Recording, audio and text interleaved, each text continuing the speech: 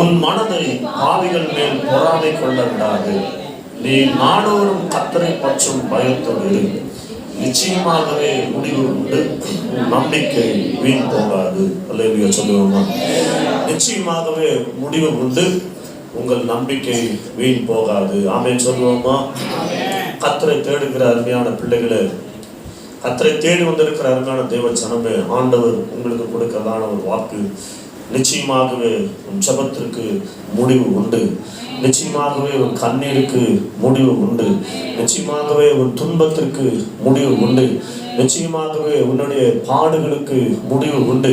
நிச்சயமாகவே உன்னுடைய பலவீனம் வியாதிக்கு முடிவு உண்டு. உன் நம்பிக்கை வீண் போகாது. அல்லேலூயா, அல்லேலூயா. ஆண்டவருடைய நாமம் மகிமைப்படுவதாக. நீதிமொழிகள் 28:25 ஒரு வசனத்தை நாம் வாசிக்கிறோம். பெரு நெஞ்சன் வழக்கை கொழுவுகிறான், கர்த்தரை நம்புகிறவனோ செழிப்பான். ஆமென். கர்த்தருக்கு ஸ்தோத்திரம். கர்த்தரை நம்புகிறவனோ செழிப்பான். சொல்லுங்க, கர்த்தரை நம்புகிறவனோ செழிப்பான். அல்லேலூயா. ஆண்டவருக்கு மகிமை உண்டாவதாக. ஸ்தோத்திரம். எல்லா கண்களை மூடி கர்த்தருடைய வார்த்தை நமக்கு ஆசீர்வாதம் தர முடியாது. ஆண்டவர் நம்மோடு கூட பேச முடியாது. ஆவியானவர் இடைபெற முடியாது. இருதயத்தை கர்த்தர் திறக்கும்படியாக நீதியாரின் இருதயத்தை திறந்த கர்த்தர் இந்த வேளையில் தகப்பனே ஸ்தோத்திரம். அப்பா, பிள்ளைகள், சிறு பிள்ளைகள், வாழ்வு பிள்ளைகள், பெரியவர்கள், முதியோர்கள் எல்லா இருதயத்தும் ஏசப்பா நீங்க திறக்கும்படியாய் செபிக்கிறோம். உடைய வார்த்தை 30, 60, 100 ஆண்டவரே ஸ்தோத்திரம். ஆண்டவரை கிரியை செய்யும்படியாக நாங்கள் செபிக்கிறோம். ஆண்டவரே ஸ்தோத்திரம், ஸ்தோத்திரம், ஸ்தோத்திரம். எல்லா ஸ்தோத்திரம் பண்ணுவோமா? ஹல்லேலூயா. கரங்களை உயர்த்தி எல்லா ஸ்தோத்திரிப்போமா? இயேசுவே ஸ்தோத்திரம், ஸ்தோத்திரம், ஸ்தோத்திரம், ஸ்தோத்திரம். ஹல்லேலூயா. நீர் எங்கள் நடுவில் இருக்கிறது எங்களுக்கு போதும் ஆண்டவரே. ஆமென். ஹல்லேலூயா. ஆண்டவரே, நம்முடைய வார்த்தை 30, 60, 100 உடைய பிள்ளைகளுக்கு ஆசீர்வாதத்தை தாரும் கர்த்தாவே. பேசும் ஆண்டவரே, நீர் பேசுகிற தெய்வம் ஆண்டவரே. எந்த சூழ்நிலையில வந்திருந்தாலும் ஆண்டவரே அவர்களோடு நீர் பேசுகிற கர்த்தர் பேச முடியாது, ஆசீர்வதிக்க முடியாது சுபிக்கிறோம். நீர் ஆளுக்கு சேர்த்து நடத்தும் நாமம் மகிமைப்படட்டும். இயேசுவின் நாமத்தில் கேட்கிறோம் பிதாவே. ஆமென், ஆமென். அல்லேலூயா. கர்த்தருடைய நாமத்திற்கு மகிமை உண்டாவதாக. ஸ்தோத்திரம். ஒரு சபையில ஒரு பிரசங்கியாரை பிரசங்கம் பண்ண விசேஷ கூட்டத்திற்கு அழைத்தார்கள். அந்த பிரசங்கியார் பிரசங்கம் பண்ண ஆரம்பித்தார். நேரம் சொல்லிட்டாங்க. ஆனால் இன்னைக்கு பாஸ் எத்தனை மணிக்கு முடிக்கணும்னு சொல்லலை. அதே மாதிரி அந்த பாஸுக்கும் நேரம் சொல்லிட்டாரு. ஆனாலும் அவர் என்ன பண்ணார், பிரசங்கம் பண்ணிட்டே இருக்கிறார். பிரசங்கம் போயிட்டே இருக்குது. ஒவ்வொருத்தராக போக ஆரம்பிச்சிட்டாங்க. இன்னைக்கு நீங்கள் யாரும் போக முடியாதுன்னா வாசலில் பாசமாக உட்காந்துருக்குறாங்க. அல்லேலூயா. ஒவ்வொருத்தராக போக ஆரம்பிச்சிட்டாங்க. பார்த்து ஆளை காணும். ஆண்கள் பக்கத்தில் எல்லாம் போயிட்டாங்க. ஆண்கள் ஏற்கனவே பிஸியான ஆட்கள் போயிட்டாங்க. சின்ன பிள்ளைங்க பார்த்து அப்படியே நைஸாக கண்ணமோட நேரத்தில் எல்லாம் பண்ணிட்டாங்க. அவங்களும் போயிட்டாங்க. இல்லை ரொம்ப பரிதாபமான ஆட்கள் யாரா நீங்கள் தான், பெண்கள் தான். கடைசி வரைக்கும் உட்காந்து பொறுமையாக கேட்டு போராட்டம். அல்லேலூயா. அப்படியே போயிடுச்சு. பார்த்தாங்க. அவங்க அப்படியே ஒவ்வொருத்தராக போயிட்டாங்க. ஒரு வயசான அம்மா மட்டும் அழுதுகிட்டே இருக்கிறாங்க. அழுதுகிட்டே இருக்கிறாங்க. இந்த பாஸ்டுக்கு எல்லாரும் போயிட்டாங்க, பரவாயில்ல. இந்த அம்மா மட்டும் அழுது என் பிரசங்கத்தை கேட்குறாங்களே. அந்த அம்மாவுக்காக பிரசங்கம் பண்ணுவோம். 11 ஆயிடுச்சு, 12 ஆயிடுச்சு, 1 ஆயிடுச்சு. அழுதுகிட்டே திரும்ப அழ ஆரம்பிச்சிட்டாங்க. 1 மணி ஆயிடுச்சு. இவருக்கு கொஞ்சம் டவுட் வந்துடுச்சு.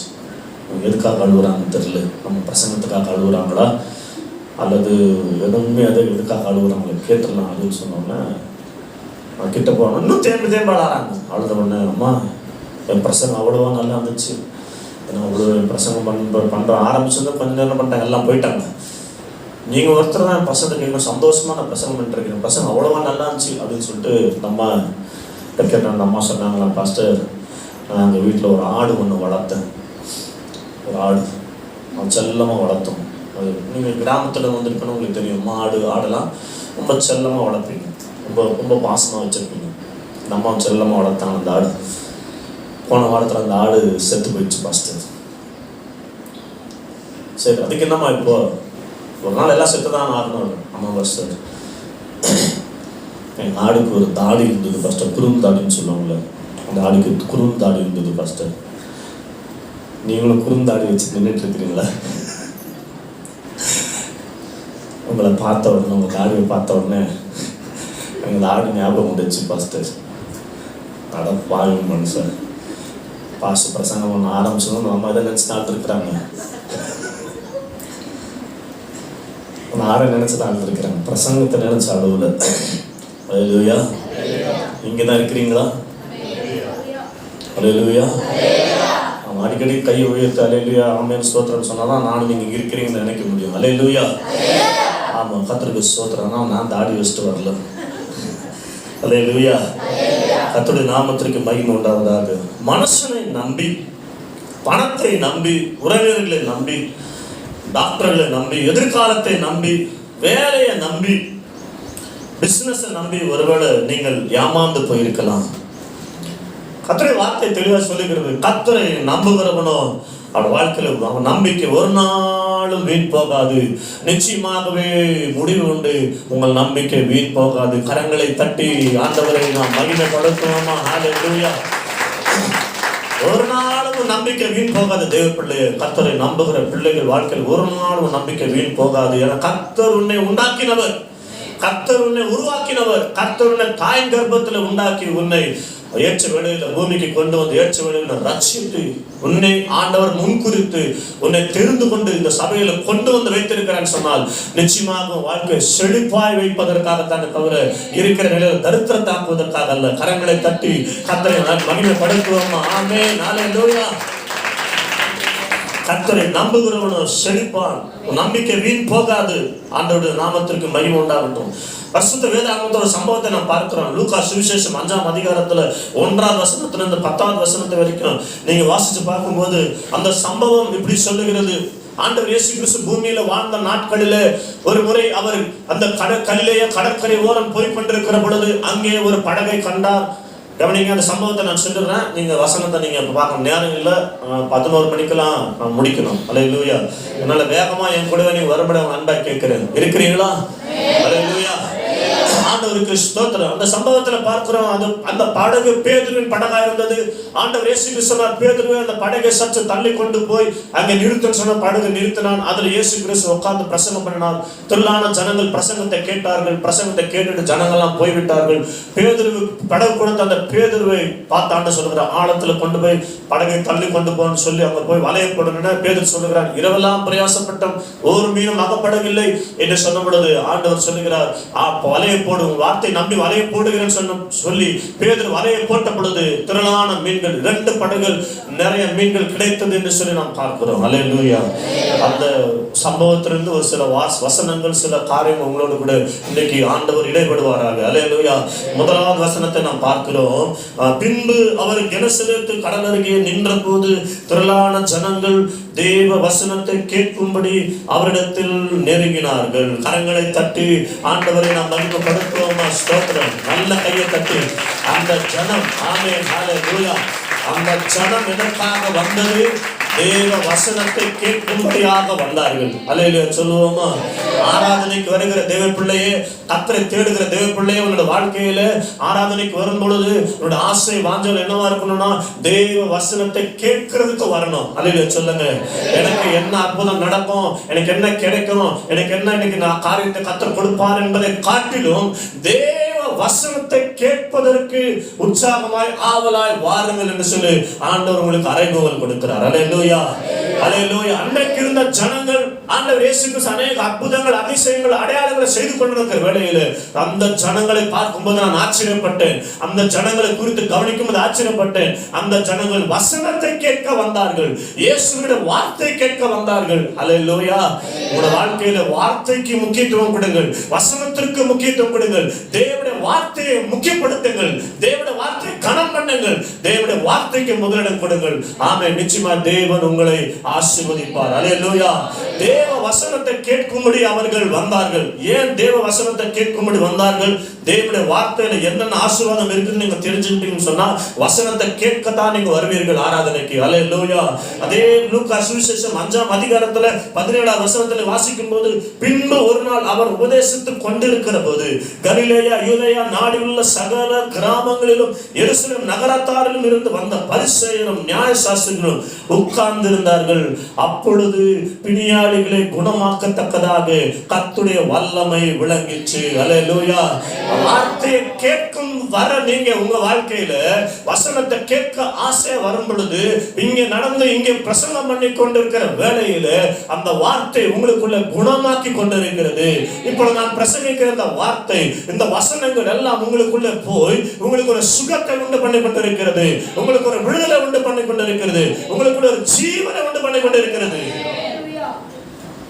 தேவ பிள்ளைகளே, தேவனுடைய வார்த்தைக்கு அவ்வளவு வல்லமை இருக்குது. இன்னும் சில வசனங்களை நான் சொல்லுகிறேன் பாருங்க. லூக்கா 10:39 அவளுக்கு மரியாள் என்னப்பட்ட ஒரு சகோதரி இருந்தால், அவள் இயேசுவின் பாதத்தருகே உட்கார்ந்து அவருடைய வசனத்தை கேட்டுக் கொண்டிருந்தாள். கையை தட்டி ஆண்டவரை ஸ்தோத்திரம் பண்ணுவோம். ஹல்லேலூயா, ஹல்லேலூயா, ஸ்தோத்திரம்.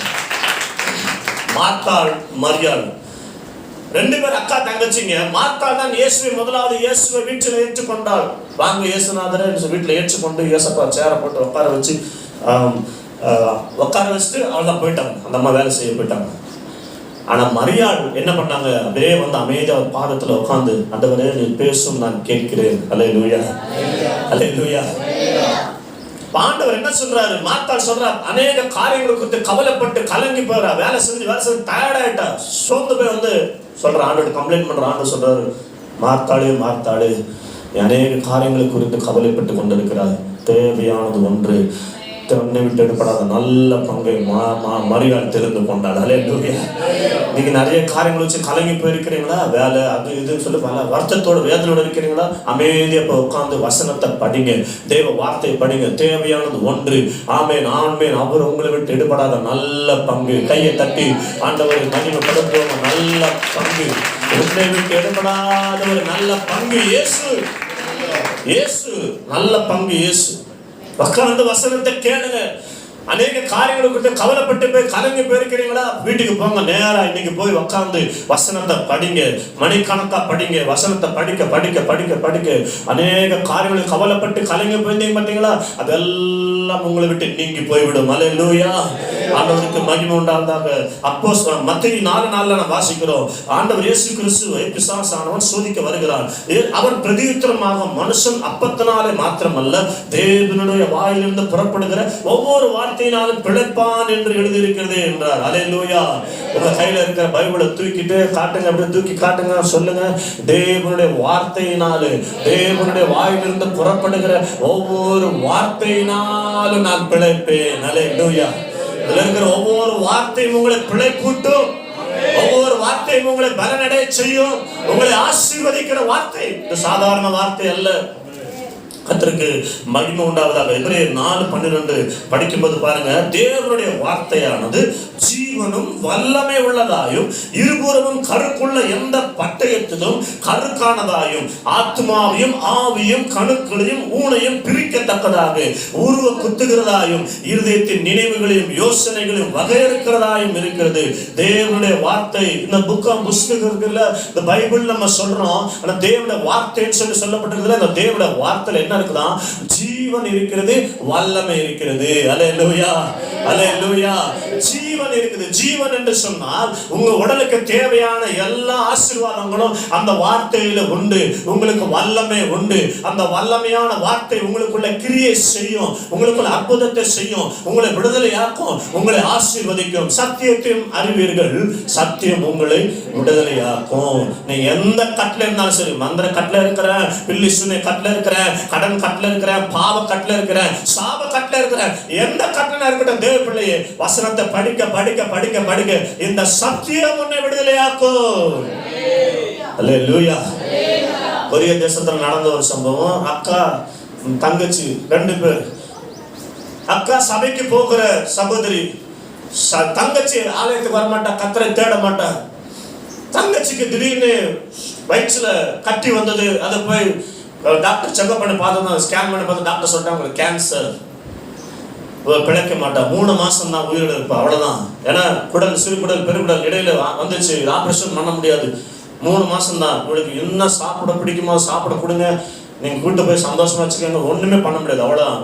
4th ஸ்டேஜ் வீட்டுக்கு அனுப்பிச்சிட்டாங்க. அக்காவுக்கு பயங்கர மன வேதனை, மன அவளை. அந்த மகள் சொல்றா அந்த தங்கச்சிக்கிட்ட, இன்னைக்கு ஒரு நாளாவது ஆலயத்துக்கு வா, அங்க உனக்காக ஜெபம் பண்ணுவாங்க, இயேசுவா உனக்கு சுகம் தருவார். ஸ்தோத்திரம். அல்லேலூயா. பாஸ்டர் சொன்னாங்க, ஒரு வியாதியா இருக்கிறவங்களுக்கு ஈஸியா சுவிசேஷம் சொல்லிடலாம், வந்துருவாங்க. வியாதியா இருக்கிறவங்களை பாருங்க, பிசாசு போராட்டத்தில் இருக்கிற பாருங்க, தற்கொலைக்கு நேராக போயிட்டு இருக்கிறவங்க பாருங்க, கஷ்டத்தில் இருக்கிறவங்க பாருங்க, அவங்களுக்கு போய் சுவிசேஷம் சொல்லுங்க, அவங்கள ஈஸியா வந்துருவாங்க, வருவாங்க. அவங்க தேவை சந்திக்கப்படும், கர்த்தர் அற்புதம் செய்வது, அவங்க ரட்சிக்கப்படுவாங்க. அல்லேலூயா சொல்லுவாங்க. அப்படிப்பட்ட நபர்களை கவனிச்சுக்கிட்டே இருங்க. இந்த இப்போ வியாதியா இருக்கும்போது இப்போ என்ன பண்ற, வரேன்னு சொன்னான், சபைக்கு போனா அவையில் பிரசங்கம் பண்ணிட்டு இருக்கும்போது அங்கே வேதத்தை குறித்து சொல்லி கொடுத்தேன். இந்த மாதிரி நான் சொன்ன மாதிரி வேத வசனத்தை படிங்கன்னு சொல்லி வேதத்தை படிக்க சொல்லி ஒரு உற்சாகப்படுத்தின அந்த போதோட வார்த்தையை கேட்டு அந்த மகள் எனக்கு ஒரு பைபிள் கொடுங்க பாஸ்ன்னு சொல்லிட்டு பைபிள் வாங்கி போய் வீட்டில் போய் படிக்க ஆரம்பித்தான். அல்லேலூயா. பைபிள் எடுத்து படிக்க ஆரம்பித்தேன். படிக்கும்போது வயிறு வலிக்கும்.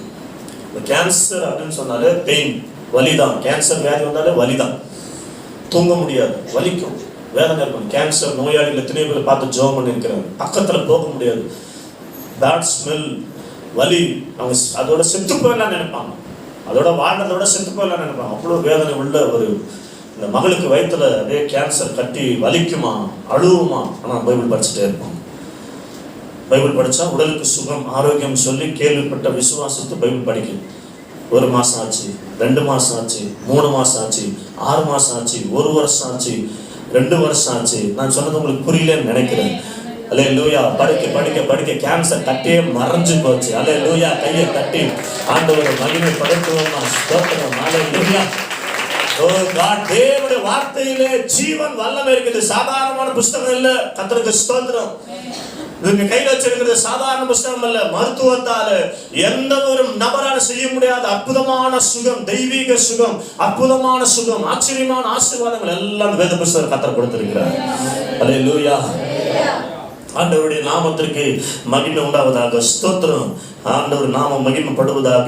எபிரேயர் 11:3 விசுவாசத்தினாலே நாம் உலகங்கள் தேவனுடைய வார்த்தையினாலே உண்டாக்கப்பட்டிருக்கிறது. தேவன் வானம் உண்டாக்கப்படுவது, வானம் உண்டாச்சு. பூமி உண்டாக்கப்படுது, பூமி உண்டாச்சு. மரம் செடிகள் எல்லாம் உண்டாக்கப்படுது சொன்னார். வார்த்தையினால தான் சொன்னார், எல்லாம் உண்டாயிடுச்சு. அல்லேலூயா. ஒருமுறை ஆண்டவர் இயேசு கிறிஸ்து சீஷர்களை பார்த்து பேசும்போது உபதேசம் பண்ணுகிறார். யோவான் 6:68 வாசி பார்த்தீங்கன்னா உபதேசம் பண்றாரு. ஞானஸ்நானம் எடுக்கணும், பந்தியில பங்கு பெறணும், சுயத்திற்கு மறிக்கணும், நீங்க இந்த உபதேசத்தை கை கொள்ளணும், அப்பதான் நான் உங்களை நிலைச்சிருக்கணும் அப்படின்னு சொல்லிட்டு இருக்கும்போது, இந்த உபதேசம் கடினமானது என்று சொல்லி 120 பேர்ல 112 பேரை தவிர 108 பேர் என்ன பண்ணிட்டாங்க, பின்வாங்கி போயிட்டாங்க. இது கடினமான உபதேசம், இது யார் கேட்கக்கூடும்? அப்படியே ஆண்டவர் திரும்பி பார்க்கிறாரு. 12 பேர் மட்டும் நின்றுட்டு இருக்காங்க. 12 பேரை பார்த்து இருக்கிறார். நீங்களும் என்னை விட்டு போய்விட மனதா இருக்கிறீர்களோ? அல்லேலூயா. அப்ப பேதுரு சொல்றாங்க பாருங்க. பேதுரு வேதத்திலே சீசர்ல பேதுரு அதிகமாய் பேதுரு பற்றி சொல்லப்பட்டிருக்கு. பேதுரு அதிகமாக பேசுறது. பேதுரு பாருங்க அடிக்கடிக்கு அதிகமா பேசிக்கிட்டே இருப்பார், அதிக பிரசங்கின்னு சொல்றாங்க. ஆனா பேதுரு தான் கர்த்தர் லீடரா பயன்படுத்தினார். அல்லேலூயா. 12 பேர்ல பேதுரு தான் பயன்படுத்தினார், அதிகமாக பயன்படுத்தினார். வேதத்துல நம்ம பார்க்கலாம். கர்த்தருக்கு ஸ்தோத்திரம். பேதுரு சொல்றாங்க, ஆண்டவரே யாரிடத்துல போவோம்? நித்திய ஜீவ வசனங்கள் உம்மிடத்தில் உண்டு ஆண்டவரே. அருமையான தேவ பிள்ளைகளை, உங்களை பரலோகம் கொண்டு போய் சேர்க்கிறது தேவனுடைய வார்த்தை. அல்லேலூயா. தேவனுடைய வார்த்தைகளை பரலோகம் கொண்டு போய் சேர்க்கிற ஒரு வார்த்தை. கர்த்தருக்கு ஸ்தோத்திரம். என்னுடைய வாழ்க்கையில பாத்தீங்கன்னா, எனக்கு நான் ரட்சிக்கப்பட்டப்ப என் கையில பைபிள் கொடுத்தாங்க. படிங்கப்பா அப்படின்னு சொல்லிட்டு. ரட்சிக்கப்பட்ட 28 வருஷம் ஆகுது. 28 முறை அந்த வேதத்தை முழு வேதாகமத்தை படிச்சு முடிக்க கர்த்தர் கிருபை தந்தார். அல்லேலூயா. 28 முறை. எங்க சபையில நான் அடிக்கடி சொல்லுவேன், பைபிள் படிக்கலைன்னு சொன்னா சாப்பாடு சாப்பிடாதீங்க. அல்லேலூயா. ஒரு நாளைக்கு எத்தனை வேளை சாப்பிடுவீங்க? 3 வேளைக்கு. ஒரு நாளைக்கு 3 அதிகாரம் படிச்சிங்கன்னா, ஒரு நாளைக்கு 3 அதிகாரம் படிச்சிங்கன்னா ஒரு வருஷம் ஃபுல்லாக வேதத்தை படித்து முடிச்சிடலாம். 3, 4 படிச்சிங்கன்னா முடிச்சிடலாம். 3 வேளைக்கு சாப்பிட்றோம். எதுக்கு சாப்பிட்றோம்? உடலுக்காக சாப்பிட்றோம். ஒருவேளை நீங்கள் ஒரு நாள் ஃபுல்லாக உபவாசம் இருந்தால் வேற. ஒருவேளை ஒரு நாள் ஃபுல்லாக நீங்கள் சாப்பிடாம இருந்தால் என்ன ஆகும்? உடல் என்ன ஆகும்? சரீரப்பரமாக என்ன பிரச்சனை வரும்? வீக் ஆகிடும். அப்புறம் உங்களை ஹாஸ்பிட்டலில் சேர்த்து உங்களுக்கு குளுக்கோஸ் சேர்த்து நிற்பாங்க. பாஸ்ட் வந்து சுகத்துக்காக ஜெபம் பண்ணணும். இதெல்லாம் ஆவதில் சரீரம், இந்த சரீரம் அழிஞ்சு போகக்கூடியதா நிரந்தரமானதா? சொல்லுங்க. என்னைக்கோ ஒரு நாள் என்ன பண்ண, மண்ணில் போட்டு ஆனால் இருந்தாலும் நீங்கள் ஒரு நாள் மண்ணை போட்டு என்ன பண்ணுறாங்க? மூட்டுருவாங்க. ஆனால் அழிஞ்சு போகுது, மண்ணோட மண்ணா போயிடுது. அடுத்து தொடர்ந்து பார்த்தா இருக்காது. அழியாதது எது? உள்ள இருக்கிற ஆத்மா. அல்லேலூயா. உள்ள இருக்கிற ஆத்மாவுக்கு என்னது சாப்பாடு? வசனம் தான். அல்லேலூயா சொல்லுவோமா? உள்ள இருக்கிற மனுஷன் பலனா இருக்கணுமா, வெளியே இருக்கிற மனுஷன் பலனா இருக்கணுமா? ரெண்டுமே பலனா இருக்கணும். நான் சொல்றேன், இன்னைக்கு சமைச்சு வச்சிருப்பீங்க, கறி சமைச்சு வச்சிருப்பீங்க, வாங்கிட்டு சாப்பிடுவீங்க, பிரியாணி சாப்பிடுறீங்க, எல்லாமே சாப்பிடுங்க, நல்லா சாப்பிடுங்க. உடலுக்கு என்னென்ன சாப்பிடுறீங்களோ நல்லா சாப்பிடுங்க. அதே போல ஆத்மாவுக்கு கொடுக்க வேண்டிய ஆகாரத்தையாகி வசனத்தை நீங்க தினமும் நீங்க கொடுத்துட்டு தான் இருக்கணும். 3 வேளை நீங்க என்ன பண்ணணும்? சாப்பிட்றதுக்கு முன்னாடி ஒரு அதிகாரமாவது படிச்சுட்டு சாப்பிட தீர்மானம் எடுத்து படிச்சு பாருங்க. ஆண்டவர் உங்களோட கூட பேசுவார். உள்ள இருக்கிற மனுஷன் பலன் அடைவான். எத்தனை போராட்டங்கள், பிரச்சனைகள், எதிர்ப்புகள் வந்தாலும் உள்ள இருக்கிற மனுஷன் அசைக்க முடியாது. உள்ள இருக்கிற மனுஷன் ஸ்ட்ராங்கா நிற்பான். உபத்திரவங்கள் வரலாம், பாடுகள் வரலாம். இனி வருகிற நாட்களில் எத்தனை உபத்திரவங்கள் வரணும் தெரியாது. என்ன வேணாலும் நடக்கலாம். சபையை பாழாக்கலாம், ஊழியர்கள் தாக்கப்படலாம், விசுவாச பிள்ளை தாக்கப்படலாம். ஆனா தேவனுடைய வார்த்தையிலே ஊறி போய் கிடைக்கிற, தேவனுடைய வார்த்தையில வளர்ந்த பிள்ளைகள் ஒரு பிரச்சனையும் அசைக்க முடியாது, ஒரு அரசாங்கமும் அசைக்க முடியாது. எத்தனை பிசாசுகள் வந்தாலும் மேற்கொள்ள முடியாது.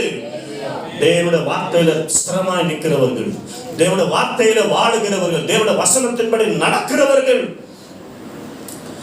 இல்லைன்னா பிசாசு உங்களை ஏமாத்திடுவான். ஸ்தோத்திரம். இந்த காலகட்டத்தில் நீங்க யூடியூப்ல போனாலும் நிறைய பிரசங்கத்தை நீங்க கேட்பீங்க, நிறைய பிரசங்கம். நான் சொல்றேன் உங்களுக்கு, நீங்க போன்ல யூடியூப்ல வேற ஏதாவது சபையின் பிரசங்கத்தை கேட்குறீங்கன்னா நிறுத்துறீங்க, என்னோட நிறுத்துறீங்க. ஏன்னா நிறைய தவறான உபதேசங்கள் வருது. நல்லா இருக்கிற மாதிரி தான் இருக்கும், நல்லா பேசுற மாதிரி தான் இருக்கும். நம்ம அசம்பிளிஸ் ஆஃப் காட் ஸ்தாபனத்தில் இருக்கிற உபதேசத்தை காட்டிலும் நல்ல ஒரு உபதேசம் பார்த்த ஸ்தாபனம் நான் பார்க்கல. அது சொல்ல உங்களுக்கு புரியாது உங்களுக்கு. ஆனால் ஆரம்பத்தில் நல்ல பிரசங்கம் மாதிரி இருக்கும், நல்ல ஆராதனை மாதிரி தான் இருக்கும். ஆனால் பின்னாடி பார்த்தீங்கன்னா சாத்தானுடைய வஞ்சகம் அதில் இருக்குது. உங்களுக்கு தெரியாது, எனக்கு தெரியும், நான் பார்த்துருக்கிறேன். நான் சொல்ல முடியும் யாரோட பிரசங்கம், யாரோட பாடல் ஆராதனை எப்படி இருக்குன்னு எனக்கு சொல்ல முடியும், எனக்கு தெரியும். ஏன்னா வசனத்தை நான் ஊறி போயிருக்கிறேன். வசனத்தை நல்லா எனக்குள்ள இருக்குது. அதனால நான் கண்டுபிடிச்சிருவேன். நான் இது சரியில்லை, இந்த உபதேசம் சரியில்லை, வசனத்தை மாற்றி பேசுறாங்க, வசனத்தை பொய்யா சொல்றாங்க, வசனம் தனக்கு சாதகமா பேசுறாங்க, கண்டுபிடிச்சிருவேன் நான். உங்களுக்கு அந்த அறிவு குறைவு தான். ஏன்னா வசனம் உங்களுக்கு அறிவு குறைவா இருக்கிறதுனால வசனத்தை நீங்க வளர்ந்துட்டீங்கன்னா அதை கண்டுபிடிச்சிடலாம். ஆகினால இங்க சபையில இங்க கொடுக்கிற வசனங்கள், இங்க சொல்லுகிற சத்தியங்கள் உங்களுக்கு போதுமானது.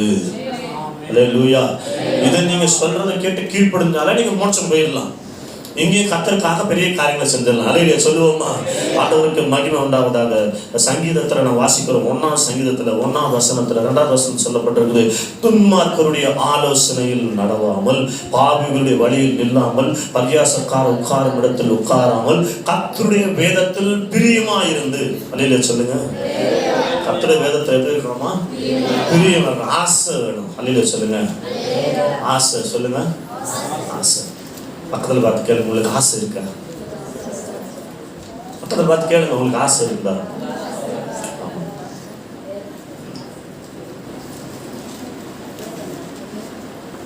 காலையில் ஆராதனைக்கு போன ஆசை இருந்தனால ஆராதனைக்கு வந்தீங்க. ஆசை இல்லைன்னா யார் சொன்னாலும் என்ன பண்ண மாட்டீங்க. ஆசை. கர்த்தருடைய வசனத்தை படிக்கிறதுக்கு ஆசை, பிரியம். ஆசை இருந்தாதான் வாசிக்க முடியும். இரவும் பகலும் அவருடைய வேதத்தில் தியானமா இருக்கிற மனுஷன் பாக்கியம். ஆசை தான் படிக்க முடியும். ஆசை என்ன பண்ண முடியாது. படிக்கிற பிள்ளைங்க கூட நீங்க ஆசை, அவங்களுக்கு ஆசை தான் படிப்பாங்க. எனக்கு தெரிஞ்ச ஒரு அப்பாவுக்கு அந்த மகனை கலெக்டர் ஆகணும்னு ஆசை, அவனுக்கு லாயர் படிக்கணும்னு ஆசை. இவங்க அப்பா என்ன பண்ணிட்டாரு, கட்டாயப்படுத்தி கொண்டு போய் சேர்த்துட்டாரு. ஒரு வருஷம் அப்படியே பல்ல கடிச்சிட்டு போனான், அப்பாவுக்காக போனான். அப்புறம் அவனால் முடியல, டிஸ்கண்டினியூ ஆகிட்டான், பயமுறுத்த ஆரம்பிச்சிட்டான், தற்கொலைக்கு நேரம் போயிட்டான். உடனே அப்பா சொன்னார், வேணாம்ப்பா நீ எதோ படிக்கிற படி, லாயரா படி. சரி அவன் படிக்கணும். இன்னைக்கு நிறைய பெற்றோர்கள் செய்கிற சில தவறுகள் என்னன்னா, பிள்ளைங்களுக்கு என்ன ஆசைன்னு கேட்கறது கிடையாது. நம்ம நல்லது நினைக்கிறோம், உண்மைதான், நல்லது நினைக்கிறோம், நல்ல காரியத்தை நினைக்கிறோம், அதுக்கு புரிஞ்சுக்க முடியல. ஆனால் ஜெபம் பண்ணி, சரி அதுதான் ஆசையா, அதுதான் தெய்வ திட்டமா இருக்கட்டும், ஆண்டவரே எனக்கு தெரியல, நீங்கள் என்ன செய்றீங்களோ செய்யுங்கப்பா. ஜெபம் பண்ணி பிள்ளைங்களை ஆசையில நல்ல காரியத்தை நல்லா படிப்பா, நல்ல படிக்க வைங்க. அல்லேலூயா சொல்லுவோமா? அந்த திசை திருப்பும் போது தான் பிள்ளைகள் தவறான முடிவுக்கு போயிடுறாங்க, தவறான காரியத்தை செஞ்சிடறாங்க. நான் நடக்க நம்ம பார்க்கிறோம். ஆசை, அல்லேலூயா சொல்லுங்க. ஆசை, ஆராதனைக்கு வரணும்னு ஆசை இருந்தால் ஆராதனைக்கு வர முடியும். வசந்த படிக்கணும் ஆசை இருந்தால் வசந்த படிக்க முடியும். தசம பாகம் கொடுக்கணும்னு ஆசை இருந்தால் தசம பாகத்தை கொடுக்க முடியும். தசம பாகம் கொடுக்கறதுக்கு ஆசை இருந்தால் காணிக்கப்பட்டு என்ன பண்ண முடியும்? காணிக்க போட மாட்டீங்க. அல்லேலூயா சொல்லுவோமா? ஆண்டவர் நாமத்திற்கு மகிமை உண்டாவது. இப்படி வசனத்திற்கு முக்கியத்துவம் கொடுங்க தேவ பிள்ளைகளை. வசனத்தை படிங்க. ஸ்தோத்திரம். வசனத்தை வாசிக்காம சாப்பிடாதீங்க. அல்லேலூயா சொல்லுவோமா? நான் சொல்லுவேன், சாப்பிடும்போது நான் வசனத்தை படிக்கலையேன்ற உணர்வு வரணும். 3 வேளை நான் சாப்பிட்றேனே, உடம்புக்கு தானே சாப்பிட்றேன். இல்லை, நான் வசனத்தை படிச்சுட்டு நான் ஆத்மாவுக்கு சாப்பாடு கொடுத்துட்டு நான் என்ன பண்ணுவேன், என் உடலுக்கு சாப்பாடு கொடுப்பேன். ஸ்மித் விகில்ஸ்வர்த்ங்கிற தேவ மனிதர் சொன்ன ஒரு வார்த்தை என் வாழ்க்கை ரொம்ப அசைச்சது. 24 பேரை மரித்தோரை எழுப்பினவர். அல்லேலூயா. அவர் சொல்லுவார், நான் சாப்பிட்றதுக்கு முன்னாடி நான் உடலுக்கு சாப்பாடு கொடுக்குறேன், அதுக்கு முன்னாடி ஆத்மாவுக்கு நான் ஆகாரம் கொடுக்குறேன்னு சொல்லி வசனத்தை படிச்சுட்டு தான் சாப்பிடுவாராம். அல்லேலூயா சொல்லுவோமா? அவர் பேக்கெட்ல எப்பவுமே சின்னதாக புதிய ஏற்பாடு வச்சிருப்பாராம். அப்பப்போ வாசிச்சுட்டே இருப்பாராம். ஸ்தோத்திரம். கர்த்தர் வல்லமையாய் பயன்படுத்தினார். அற்புதங்கள் அதிசயங்களை செய்தார். கர்த்தருக்கு மகிமை உண்டாகட்டும். நேரம் உள்ள அடுத்ததாக 2வது வசனத்தில் நாம் பார்க்கிறோம். அதை மாத்திரம் சொல்லி நான் முடிக்க விரும்புகிறேன். ஸ்தோத்திரம். 2வது வசனத்தை வாசிங்க. யாராவது ஒருத்தர். அப்பொழுது கடற்கரையிலே நின்ற 2 படகுகளை கண்டார். மீன் பிடிக்கிறவர்கள் அவைகளை விட்டிறங்கி வலைகளை அலசிக் கொண்டிருந்தார்கள். அல்லேலூயா. அப்பொழுது கடற்கரையில் நின்ற 2 படகுகளை கண்டார். 2 படகுகள் சொல்லப்படுகிறது. ஆனால் ஆங்கிலத்தில் படிக்கும்போது ஒரு நாள் நான் வேதத்தை படிச்சுட்டு இருக்கும்போது தமிழில் எப்படி போட்டு இங்கிலீஷில் என்ன போட்டிருக்கணும்னு பார்த்தா, இங்கிலீஷில் நல்லா அழகாக சொல்லியிருக்குது. 2 empty boat. அல்லேலூயா. 2 வெறுமையான காலியான படகு. அல்லேலூயா. படிக்கும்போது எனக்கு ரொம்ப ஆச்சரியமா இருந்துச்சு. வெறுமையான படகு, காலியான படகு. கர்த்தருக்கு ஸ்தோத்திரம். வெறுமை, இயேசு இல்லாத இருதயம் வெறுமை, காலி. இயேசு இல்லாத குடும்பம் வெறுமை, இயேசு இல்லாத வாழ்க்கை வெறுமை. அருமையான தேவ பிள்ளைகளே, இந்த வாழ்க்கையில உன்னிடத்துல இயேசு இருக்கிறாரா? உன் குடும்பத்துல இயேசு இருக்கிறாரா? இல்லைன்னு சொன்னா எனக்கு வெறுமை. உனக்கு எல்லாமே இருக்கலாம், உனக்கு எல்லாமே இருக்கலாம், உனக்கு எல்லாம் இருக்கலாம், நீங்க என்னென்ன இருப்பா எல்லாம் இருக்கலாம். இயேசு உனக்குள்ள இல்லைன்னு சொன்னா வாழ்க்கை வேஸ்ட், வெறுமை. இருதயத்துல இயேசு வாடுகிறாரா? ஒரு விதத்துல இயேசு இருக்கிறாரா? ஒரு வீட்டுல இயேசு இருக்கிறாரா? குடும்பத்துல இயேசு இருக்கிறாரா? இல்லைன்னு சொன்னா வெறுமை. பேதுருவின் படகு வெறுமையா இருந்தது. இயேசு கண்டார். பேதுருவின் கண்டார். கர்த்தருடைய நாமத்திற்கு மகிமை உண்டாவதாக. இந்த ஆராதனைக்கு வந்திருக்கிற நீங்கள் இந்த இயேசு அறியாமல் இருக்கலாம், அல்லது இயேசு அறிந்தும் இன்னும் பாவத்தில் இருக்கலாம். எந்த சூழ்நிலை இயேசுவை இன்றைக்கு நீங்கள் சந்திக்கும் பொழுது, இயேசு உங்களை தொடும் பொழுது, உங்கள் வாழ்க்கையில் இருக்கிற எல்லா சூழ்நிலைகளும் மாறும். நான் சொல்லுகிற இயேசு இன்றைக்கு ஜீவிக்கிறார். இன்றைக்கு வாழ்க்கை மாற்ற வல்லவராக இருக்கிறார். இன்றைக்கு உன்னை வாழ வைக்கிற தெய்வமாய் அவர் இருக்கிறார். இன்றைக்கு உன்னை விடுதலை தரவர் போதுமானவராக இருக்கிறார். அல்லேலூயா. ஒருவேளை சமாதானம் எல்லாம் வந்திருக்கிறீங்களா? பிசாசின் போராட்டம், மந்திர பில்லி சூழ்நிலை பிரச்சனை, பயம், எதிர்காலத்தை குறிச்ச பயம், எதுவா இருந்தாலும் சரி, அருமையான தேவ பிள்ளைகளை, இயேசு உங்களுக்கு ஒரு அற்புதத்தை செய்வார். அன்பானவர் இயேசு. நான் வேண்டான்னு சொன்ன இயேசு, நான் எதிர்த்த இயேசு, அவர் நல்லவர். ஒரு போல அன்பான ஒரு பிள்ளை. அல்லேலூயா. பாவங்களுக்காக ரத்தம் சிந்தி மரித்தார், அடக்கம் பண்ணப்பட்ட உயிர்த்தம் இன்னைக்கு உயிரோடு இருக்கிறார். உன்னை வாழ்க்கை ஆசீர்வதிப்பார். நீ எந்த சூழ்நிலை வந்திருந்தாலும் சரி, நீ எந்த பிரச்சனை வந்தாலும் சரி, இயேசுவுக்கு அற்புதம் செய்வர் போதுமானவராக இருக்கிறார். கர்த்தருக்கு ஸ்தோத்திரம். பல ஆண்டுகளாக சபைக்கு வந்தோம், இன்னும் ஞானஸ்நானம் எடுக்கிறது தயக்கமா இருக்கிறீங்களா?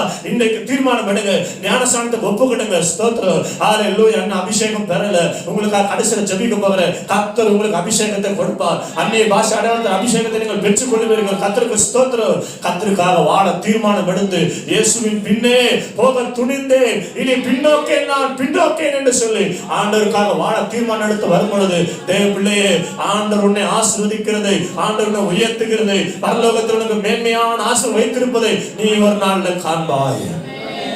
அல்லேலூயா.